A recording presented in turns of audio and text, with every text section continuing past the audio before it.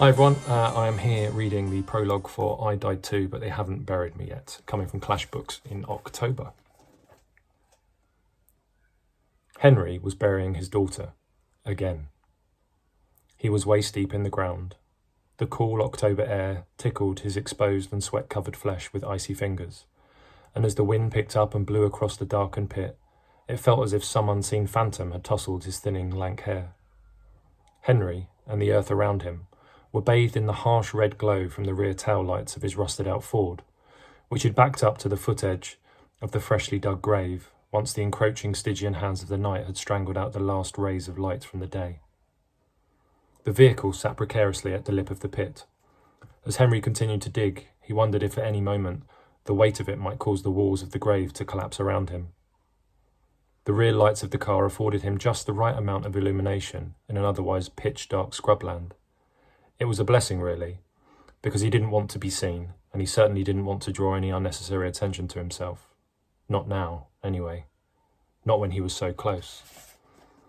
He paused in his digging. A barn owl's screech echoed through the trees, a sound which was more akin to someone skinning a cat than being attributed to those feathered angels of the night. He peered in the general direction of the sound, but his eyes were instantly drawn to the wing mirror of the car, the glass throwing back his hideous reflection. It took him a beat to recognise himself, his hands clenching tightly to the shovel in fear. But the apparition was him. Washed in the red rear lights, his muddied face from his diligent work, he appeared more ghoul than human in that moment, and maybe he was.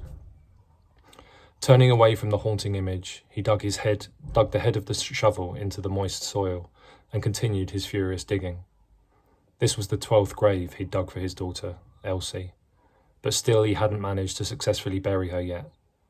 She just kept coming back. Henry had pondered many times on nights like this, waist deep in another of his daughter's graves, if the ground he'd toiled upon these past 12 years would ever finally welcome her home, or if it would just regurgitate her once more.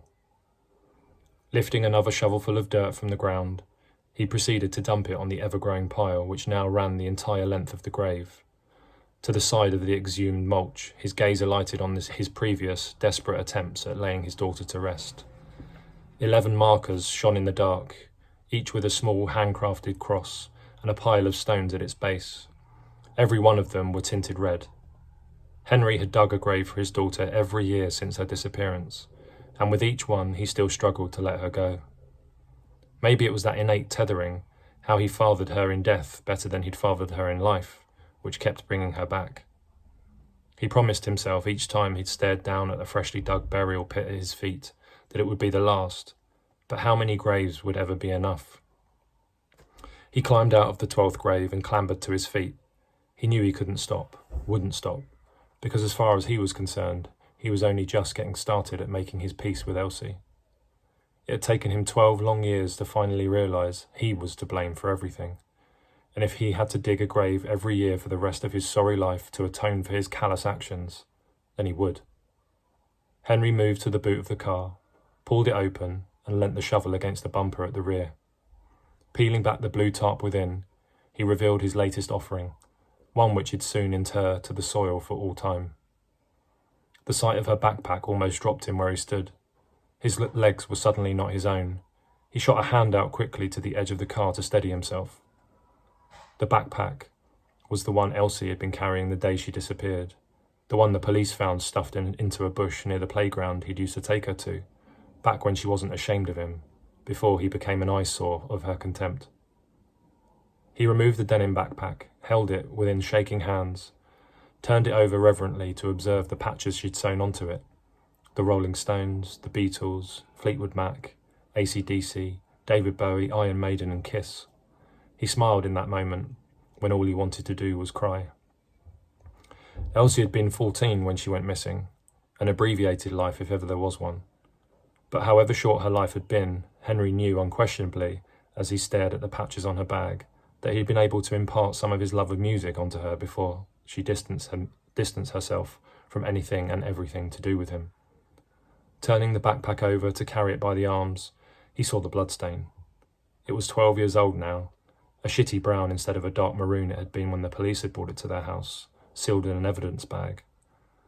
The presence of the blood and the torn strap, which Henry fingered now, were signs to him at least that Elsie hadn't run away from home as they'd presumed, but she'd been abducted.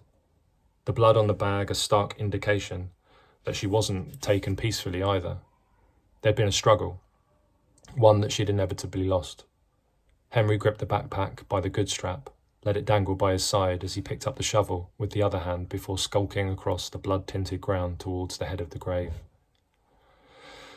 The cross and pile of stones were waiting for him. The number 12 had been scribbled in his chicken scratch on the largest pebble at the base. Elsie's name had been carved, as all the others, into the wooden crossbeam. He held the backpack out over the grave. "Elsie, I'm sorry."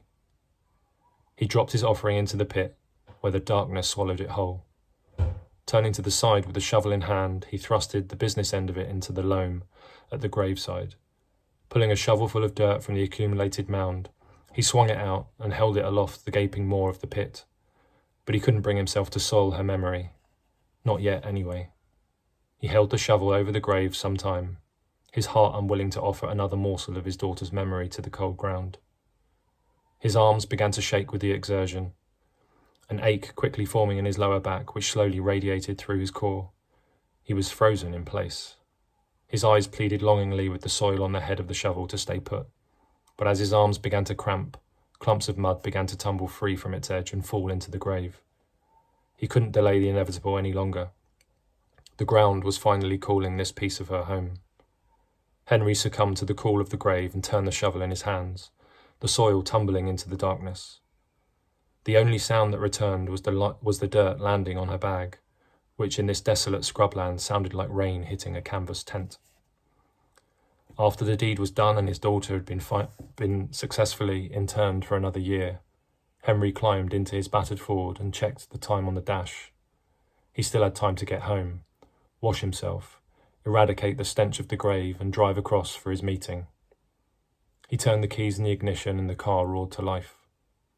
Peering into the rear view revealed Elsie's grave marker, bathed in red behind him. He attempted to speak, but the lump in his throat trapped his words and flooded his eyes with tears. He wouldn't leave this place until he said what he needed to say. Slowly his words found their way past the blockage. What he'd planned as being a bold farewell ended up sounding weak and feeble. "I died too, you know, the day you disappeared. They just forgot to bury me."